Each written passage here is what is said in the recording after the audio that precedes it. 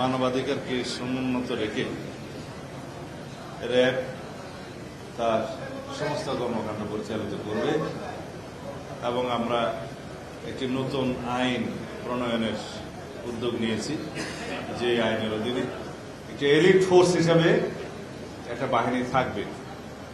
আমরা র্যাবের নাম আবার রিনেম করব কিনা বা অন্য নতুন এলিট ফোর্স আমরা রেজ করব কিনা সেটা এখনো চিন্তা ভাবনার বিষয়, সরকার বিবেচনা করছে। তবে সব ক্ষেত্রেই এলিট ফোর্সের ক্ষেত্রেই আমরা জবাবদিহিতা এবং স্বচ্ছতা, ট্রান্সপারেন্সি এবং অ্যাকাউন্টেবিলিটি আমরা এনশিওর করবো ইনশাআল্লাহ। অথরিটি থাকবে, রেসপন্সিবিলিটি থাকবে, সাথে সাথে সেই বাহিনীর ট্রান্সপারেন্সি এবং অ্যাকাউন্টেবিলিটি নিশ্চিত করা হবে সেই একই আইনে। সেভাবেই আমরা আগামীতে আইনের শাসন প্রতিষ্ঠা করব এবং জননিরাপত্তা, জনপ্রত্যাশা অনুযায়ী প্রতিষ্ঠিত হবে ইনশাআল্লাহ।